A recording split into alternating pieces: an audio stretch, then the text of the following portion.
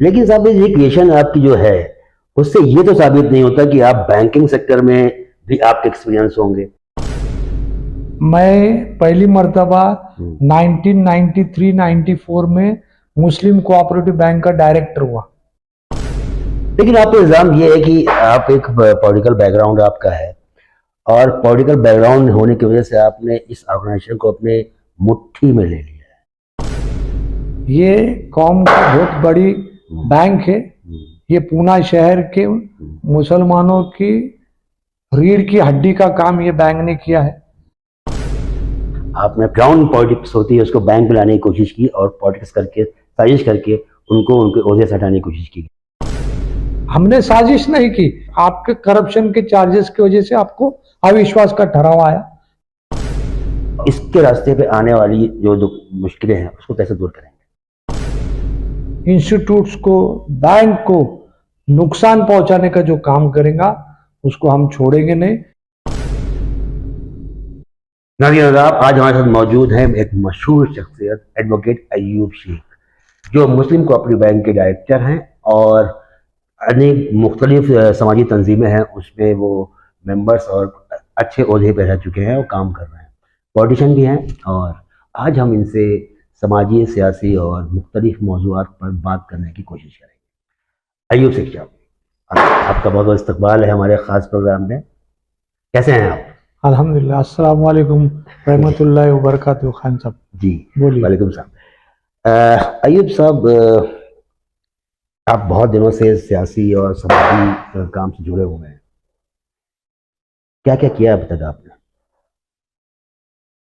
देखिए, मैं पूना शहर में 1990 से जी सामाजिक खिदमत में डॉक्टर पी.ए. इनामदार साहब, इनके नेतृत्व में हम काम कर रहे हैं और इन्होंने हमको समाज में किस तरीके से काम करना चाहिए, कौम की फलाह बहबूद के लिए कैसे जाना चाहिए जी और पी.ए. इनामदार साहब के अंडर में, उनके गाइडेंस में हमने ये सामाजिक काम शुरू किया। आहिस्ते आहिस्ते सुरेश कलमाड़ी जी के नज़दीक उन्होंने पहुंचाया और वहाँ से कलमाड़ी साहब को माइनॉरिटी में पढ़ा लिखा आदमी चाहिए था, एक अच्छा कैरेक्टर वाला आदमी चाहिए था, तो इनामदार साहब ने हमको बोला आप हमारी तरफ से। आपके ऊपर तो एलिगेशन ये है कि अभी कुछ आप ही के लोग जो मुस्लिम कोऑपरेटिव बैंक से जुड़े हुए लोग का एलिगेशन ये है कि अभी जो लोग वहाँ पे मौजूद हैं वो अनएजुकेटेड हैं, अनएक्सपीरियंस लोग हैं। तो आप मतलब अभी इस ओहदे पे कैसे पहुंच पाए, ये है ज़रा हैरत का सवाल है कि आपकी एजुकेशन क्या है वैसे? खान साहब देखिए, मैं पूना कॉलेज से बीएससी किया हूँ, उसके बाद आईएलएस लॉ कॉलेज से एलएलबी किया हूँ और उसी आईएलएस लॉ कॉलेज से मैं मास्टर इन लेबर लॉ और लेबर वेलफेयर किया हूँ। वो पोस्ट ग्रेजुएशन डिग्री है, MLL और LW, और वही डिग्री में मैं पूना यूनिवर्सिटी में मेरिट में 5 नंबर पे आया हूँ। लेकिन साहब ये एजुकेशन आपकी जो है उससे ये तो साबित नहीं होता कि आप बैंकिंग सेक्टर में भी आपके एक्सपीरियंस होंगे, तजुर्बात होंगे। इस बैंकिंग सेक्टर में कैसे आप मतलब आ गए, ये तो मतलब हैरत में डालता है। नहीं, ये खान साहब बहुत कम लोगों को पता है, या और लोगों को पता भी होगा, जिन लोगों ने हमारे पर एलिगेशन लगाया है उनको सब पता है। अच्छा, मैं पहली मर्तबा 1993-94 में मुस्लिम कोऑपरेटिव बैंक का डायरेक्टर हुआ। ओके, 1993 में? 93-94 में मैं मुस्लिम कोऑपरेटिव बैंक का डायरेक्टर हुआ। अच्छा। और जिन लोगों ने इल्जाम लगाया उन्होंने कबूल किया कि मैं 99 में बैंकिंग में आया, मैं 93-94 में आया, वो 99 में आए, वो मुझे जूनियर है और उनका सामाजिक काम जो वो बता रहे हैं कि हमने यूं किया त्यों किया, तो आपने कुछ नहीं किया। आपका क्वालिफिकेशन दिया है कि आप पीए इनामदार साहब के भाई है और आपका सोशल वर्क 0 है। वो जो बता रहे हैं कि मेरे पीछे पूरी पब्लिक है, तो MMARC के इलेक्शन में उनको पता चल गया कि उनके पीछे कितनी पब्लिक है। अच्छा, जहां तक क्वालिफिकेशन का ताल्लुक है, मैं जितना क्वालिफाइड हूँ उन्होंने लाके बता ना, हमारे चेयरमैन साहब तो इंजीनियर है, तो वो जो लोगों में घूमते बोलते फिरते कि ये क्वालिफाइड लोग नहीं है, इनको इन एक्सपीरियंस है, एक्सपीरियंस में मैं 5 साल उनसे सीनियर बैंक में हूँ, अच्छा, क्वालिफिकेशन में उनसे ट्रिपल ग्रेजुएट हूँ, इंजीनियर हमारे चेयरमैन साहब है, तो फिर क्वालिफिकेशन का क्या मसला आया। लेकिन आप पे इल्जाम ये है कि आप एक पॉलिटिकल बैकग्राउंड आपका है, और पॉलिटिकल बैकग्राउंड होने की वजह से आपने इस ऑर्गेनाइजेशन को अपने मुट्ठी में ले लिया है, ऐसा क्या? आप देखिए खान साहब, आप मंजे हुए पत्रकार है, आपको पता है कि इतने आसानी से ये कौम की बहुत बड़ी बैंक है, ये पूना शहर के मुसलमानों की रीढ़ की हड्डी का काम ये बैंक ने किया है। उस वक्त में जब मैं डायरेक्टर बना 214 करोड़ रुपए डिपॉजिट थे, आज 650 करोड़ के ऊपर डिपॉजिट। तो अगर ये बोल रहा है कि हमको एक्सपीरियंस नहीं है, जब एनपीए 33% था तो जिन्होंने आपको इंटरव्यू दिया वो कहा थे, वो डायरेक्टर भी नहीं थे। अच्छा, वो डायरेक्टर बन के आए 2005-6 में, और वो आपके इंटरव्यू में भी झूठ बोल रहे। ये उनका पेशा है, झूठ बोलते रहने का और कंटिन्यूस झूठ बोलने का। नहीं, जब आप आए तो एनपीए कितना था? एक दौर ऐसा था बैंक में 2004-5 में कि ये बैंक का एनपीए 33% था। 33% ये बहुत ज्यादा एनपीए होता है। इनामदार साहब के लीडरशिप में हमने जिस तरीके से काम किया, तो आज ये एनपीए की हालत ऐसी है कि ये 0.9% है आज के डेट में, 2025 की बात कर रहा। और इसका क्रेडिट कैप्टन को जाता है। उन्होंने जब इंटरव्यू में बोला, कौन? डॉक्टर पीए इनामदार साहब। ओके, हमने काम किया, हम लोग टीम के मेंबर्स है, तो कोई आदमी उनके क्वालिफिकेशन का, उनके जहन का वो बात नहीं कर सकता कि हमने काम किया। आप जो है, हमारे जो लीडर है डॉक्टर पीए इनामदार साहब, उन्होंने पूरा गाड़ा खींचा है। और जिन्होंने आपको एक इंटरव्यू में झूठी बातें बताई, मैं 99 से है, तो मेरा चैलेंज है उनको 99 में और 2000 में, 2001 2 मैं आपको, मेरे पास एनुअल रिपोर्ट है, उन्होंने बताना कि वो डायरेक्टर थे। तो जो आदमी इंटरव्यू में झूठ बोल सकता, तो वो डायरेक्टर नहीं थे। मेरे पास आपको मैं वो एनुअल रिपोर्ट्स बताता, तो इंटरव्यू में भी झूठ बोलने का। देखिए अय्यूब साहब, आप पॉलिटिक्स से आए या कहाँ से आए, ये सवाल क्योंकि नहीं है, इस वजह से नहीं है क्योंकि पॉलिटिक्स और सोशल वर्क पैरेलल चलते हैं, और सोशल वर्क करने वाले ही पॉलिटिक्स में आते हैं। लेकिन बैंकिंग सेक्टर में आने के बाद कि आपने क्या नया कारनामा किया, कितनी तरक्की बैंक को हुई, ये जानना हमारे व्यूवर का जरूरी है। जब आप आए उस वक्त जो बैंक का डिपॉजिट था कितना था, और अब आपके आने के बाद कितना हो गया? जिस वक्त हम बैंक में चुन के आए 1993-94 में, उस वक्त बैंक का डिपॉजिट 204 करोड़ था, और अब बैंक का डिपॉजिट 650 करोड़ हो चुका अभाव है। दूसरा, उस वक्त में 12 ब्रांचेस थे, अब 24 ब्रांचेस है, इंक्लूडिंग एडीएम। तीसरा, उस वक्त 15,800 शेयर होल्डर सभासद थे, अब 33,000 सभासद है। अच्छा, तो ये सब डबल हुआ है। एनपीए की क्या पूछेंगे कि एनपीए देखिए किसी भी बैंकिंग सेक्टर के लिए एनपीए बहुत बड़ा घातक होता है। उसको कंट्रोल करने के लिए क्या आपने कुछ मुहिम किया, या कुछ आपकी वजह से कुछ कम हो पाया? खान साहब, ये बैंक का एनपीए एक दौर में जब हम डायरेक्टर थे 33% था। 33%। जो मेजर्स डॉक्टर पीए इनामदार साहब ने लिए, तो क्रेडिट हमेशा कैप्टन को ही जाएगा। उनके नेतृत्व में जो एनपीए कम करने की मुहिम हमने की, उसमें हमने बहुत पेश काम किया, और ये एनपीए वसूल करना इतना आसान नहीं था। आज पोजीशन ऐसी है कि हम 0.09, यानी आप इसको कह सकते कि 0% इंटरेस्ट एनपीए। ये बैंक का आपको सर्टिफिकेट है, ये बैंक की एक अच्छाई की हम सर्टिफाइड कर रहे हैं कि ये बैंक स्ट्रांग फुटिंग पे है और बैंकिंग ये अच्छी तरीके से कर रहे। और एक चीज ऐसी है कि पिछले साल हमको महाराष्ट्र में कोऑपरेटिव जो फेडरेशन है महाराष्ट्र का, उसने हमें 500 से 1000 करोड़ की जो रेंज की बैंकिंग है, उस बैंकिंग में हमको थर्ड बेस्ट बैंकिंग का खिताब दिया है, अवार्ड मिला है। ये अवार्ड इतना आसान नहीं होता। ये आपका सीबीएस, आपकी सर्विसेज, आपका एनपीए पोजीशन और आप किस तरीके के लोन बांट रहे हैं, इसका सबूत रहता है। आप पे इल्जाम ये है कि आपकी दौर में जो स्टाफ है वो बहुत डरा हुआ सहमा रहता था क्योंकि आप एक डेयरिंग पॉलिटिशियन थे, ऐसा कुछ है क्या? ऐसा कुछ नहीं है। जब आप किसी भी स्टाफ से बात करेंगे, सबसे ज्यादा स्टाफ मुझसे खुश है, क्योंकि पिछले 22 साल में स्टाफ का पगार बढ़ाने का हमने मेहनत की, कोशिश की, लेकिन जैसे ही हम आए तो ये स्टाफ का पगार हमने शुरू किया। इसके ऊपर मैंने वर्किंग किया, डॉक्टर पीए नामदार साहब से 4 मरतबा मीटिंग की, साहब को कन्विंस किया और पहली मरतबा 30 to 36% पूरे स्टाफ को, right from peon to officers, इतना पगार बढ़ा है। ये पगार बैंक के 94 इयर्स के हिस्ट्री में कभी नहीं हुआ। डायरेक्टर्स बॉडी में कुछ डायरेक्टर्स की शिकायत, कंप्लेंट ये है कि उनके खिलाफ आपने पॉलिटिकल जो ग्राउंड पॉलिटिक्स होती है उसको बैंक में लाने की कोशिश की और पॉलिटिक्स करके, साजिश करके उनको उनके ओहदे से हटाने की कोशिश की गई।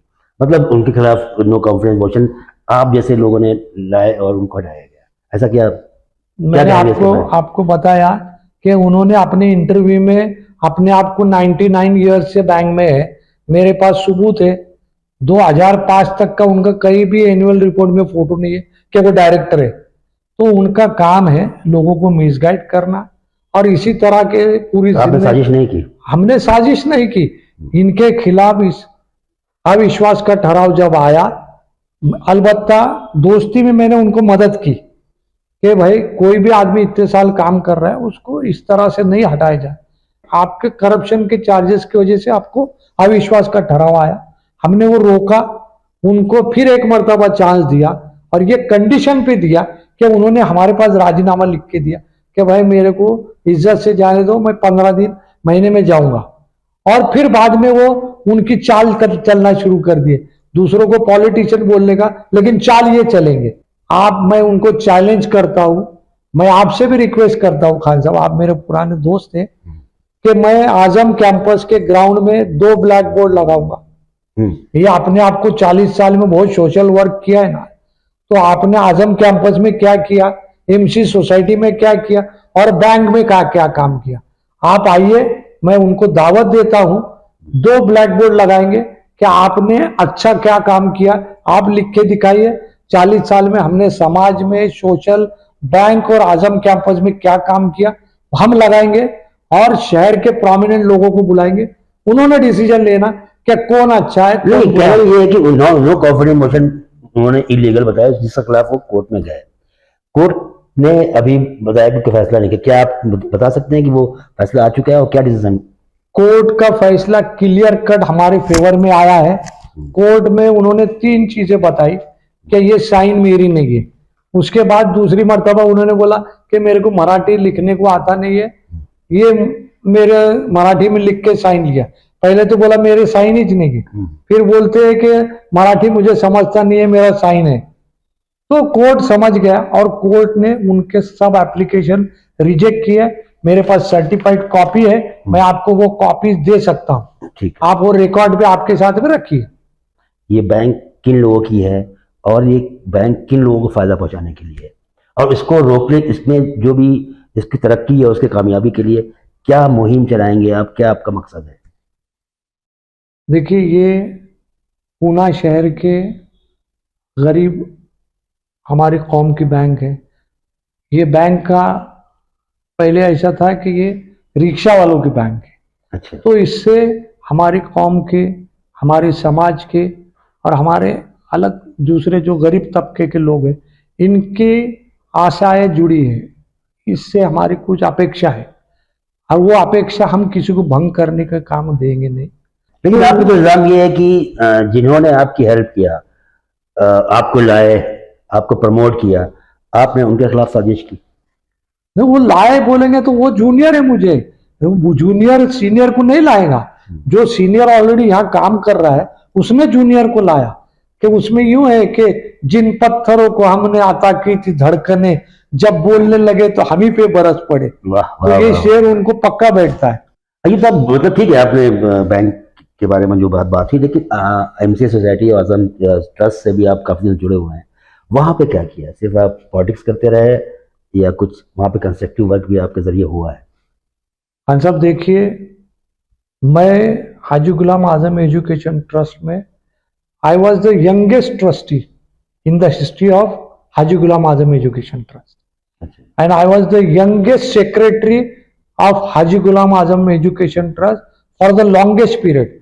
और जिस पीरियड में मैं वहां था एज ए सेक्रेटरी, आप वहां से, मैं आपको पूरे डॉक्यूमेंट देता हूं, वो जिस वक्त में हम थे, मैं और मुनव्वर पीर भाई चेयरमैन थे, मैं सेक्रेटरी था।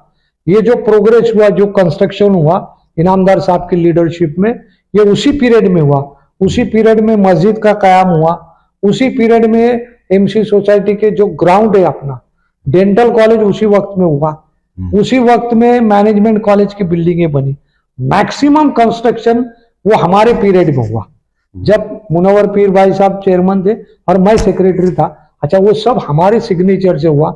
ये जिन्होंने आपको बताया ना मैं जूनियर है, जिन्होंने मुझे लाया, तो वो कभी वहां सेक्रेटरी बन नहीं पाए। बालबत्ता हाजी गुलाम ट्रस्ट के कभी ट्रस्टी भी नहीं बन पाए। तो अगर मैं सीनियर था, इसके लिए मुझे वहां बनाया गया। अच्छा, मेरे में वो चीजें इनामदार साहब ने स्पार्क देखा था कि ये ईमानदार है, ये चीजों को समझता है, ये क्वालिफाइड है, तो इसको यहाँ बिठाना चाहिए, जिससे कौम का, ट्रस्ट का और हमारे समाज का और इसका खुद का जो बेनिफिट है सोशल वर्क में, इसका यूज हमारे कौम को होना चाहिए। आपका फैमिली बैकग्राउंड क्या है? मतलब क्या आपका वालिद वगैरह किस पोस्ट पे थे? और नहीं, हम लोग, आपकी एजुकेशन वगैरह तो खैर बताया आपने हुई है। खान साहब देखिए, इनामदार साहब भी जानते और जिन्होंने हमारे बारे में बताया जो क्वालिफाइड नहीं है, तो मेरे वालिद जो थे ये महाराष्ट्र गवर्नमेंट में वेयर हाउसिंग कॉरपोरेशन में ही retire as a joint MD cum secretary. जिस वक्त में हम स्कूल में जाते थे, मेरे वालिद उस जमाने में चीफ अकाउंट ऑफिसर, उसके बाद general manager accounts and audit warehousing corporation. He was ICWA of 1941। तो बैकग्राउंड हम खानदान से क्वालिफिकेशन है। लेकिन देख के लगता नहीं आपको क्या? मेरे दादा जो थे वो आप हमेशा पॉलिटिशियन के बारे में एक आम राय बनी हुई कि उनकी क्वालिफिकेशन बहुत कम होती है, लगता नहीं? सर, मेरे बच्चे भी, मेरा लड़का लॉयर है, मेरी बेटी डॉक्टर है। अच्छा, हमारे दादा हाई स्कूल में मराठी टीचर थे सिन्नर में। मेरे वालिद यहाँ पूना में, he has done ICWA, he was guest lecturer in Ness Wadia college. तो वो क्वालिफाइड घराने से मैं आया हूँ, मेरे बच्चे क्वालिफाइड है, मेरी मिसेस तो बताइए लोगों को। देखिए, आपके बारे में तो ये आम है कि आप अनपढ़ हैं, पढ़ाई लिखाई आपने की नहीं है। क्यों क्यों क्यों छुपा के रखा हुआ है? आप क्या मोदी जी को फॉलो कर रहे हैं क्या? नहीं, सवाल बढ़िया किया खान साहब आपने, ऐसे नहीं है। देखिए, लोग सब चीजें समझते, लोग आपका कैरेक्टर को समझते। अच्छे कपड़े पहनने से, जोर से बातें करने से आपका इमेज नहीं बनता। आपका भी इमेज बनता है आपके कैरेक्टर से, आपके क्वालिफिकेशन से, आपके बिहेवियर इन दी सोसाइटी से बनता है, और आपकी नीयतों पे दारोमदार अल्लाह ताला रखता है। अभी पिछले कुछ दिनों से एजुकेशन इदारे और बैंकिंग लेकर कुछ आवाजें उठ रही है जो नेगेटिव वॉइस गर्दिश कर रही है। इनको दूर करके तालीमी इदारे को और बैंकिंग को एक आला मुकाम पे, कामयाबी के रास्ते पे ले जाने के लिए क्या करने वाले हैं, और इसके रास्ते पे आने वाली जो मुश्किलें हैं उसको कैसे दूर करेंगे? देख, अच्छा सवाल किया खान साहब। हम लोग कमिटेड टू कम्युनिटी है, और जो कोई भी कम्युनिटी के प्रोग्रेस में हर्डल लाएगा, स्पीड ब्रेकर लाएगा, और कम्युनिटी के इदारों को, इंस्टीट्यूट्स को, बैंक को नुकसान पहुंचाने का जो काम करेगा उसको हम छोड़ेंगे नहीं, क्योंकि ये कौम की अमानत है, ये कौम का इदारा है। यहाँ से हमारे कौम के बच्चे पढ़ेंगे, यहाँ से हमारे कौम के लोगों का फाइनेंशियल प्रोग्रेस होगा, और ये छोटी छोटी चीज़ें लेके हमारे सामने आके आप बातें करोगे और हम ये करेंगे, तू करेंगे, मेरे पास ये है, हम कुछ सुनने को तैयार नहीं। हम उसको मुंह तोड़ जवाब देंगे और उनको उनकी जगह दिखाने का काम आने वाले दिनों में हम करने वाले। मैं आपके इंटरव्यू से उनको वार्न करता हूँ कि उन्होंने ये सब चीजें समझ लेना, आपके खुद की कैपेसिटी क्या है ये आपको दिखाए। आने वाले दिनों में आप ऐसा कोई भी गलत काम मत कीजिए क्या जिसकी वजह से कौम का अगर नुकसान होगा तो आपका बड़ा नुकसान करने का काम हम लोग करेंगे। मैं ऐसा वादा आपके इंटरव्यू में इस शेर के साथ में खत्म करता हूं कि अच्छे बुरे की तुमको खबर दे के जाऊंगा, अच्छे बुरे की तुमको खबर दे के जाऊंगा, और चेहरों को पढ़ने वाली नजर दे के जाऊंगा। यारो मैं इस जमाने का वो संग तराश हूं, पत्थर को भी बोलने का हुनर दे के जाऊंगा, पत्थर को भी बोलने का हुनर दे के जाऊंगा। शुक्रिया, खुदा हाफिज। तो मुझे लग रहा है कि कहीं मैं शायर ना बन जाऊं, क्योंकि मैं आजकल जिनसे भी इंटरव्यू कर रहा हूँ उनसे अशार सुनने को बहुत मिल रहा है, और अच्छे अच्छे अशार, माने खेस अशार सुनने को मिल रहा है, और एक मैसेज भी उनके ज़रिए, पैगाम भी देने की कोशिश कर रहे हैं अशार के ज़रिए। अपने हमारे अयूब साहब भी और इससे पहले भी जो लोग थे उन्होंने किया। अच्छी बात है, अगर बात सिर्फ अशार के ज़रिए सवाल जवाब की हो तो बहुत ही अच्छा, एक अच्छा समाज और एक खुशहाल समाज की बुनियाद भी कायम की जा सकती है। आज के इंटरव्यू में इन्होंने अपने ऊपर जो भी इल्ज़ामात लगाए गए थे उसका भी बाकी से उन्होंने जवाब दिया, और ये बताया कि जो वो काम कर रहे हैं उनका मकसद आवाम की और जो कौम है, कौम की जो तालीमी, कौम के लिए जो तालीमी इदारे बने हुए हैं, बैंकिंग सेक्टर है, फिनांस सेक्टर है, उसके लिए वो कमिटेड हैं, वो काम कर रहे हैं। उसके रास्ते पर जो रुकावटें आएंगी उसको दूर करने की कोशिश करेंगे। मैं साजिद खान, पुणे।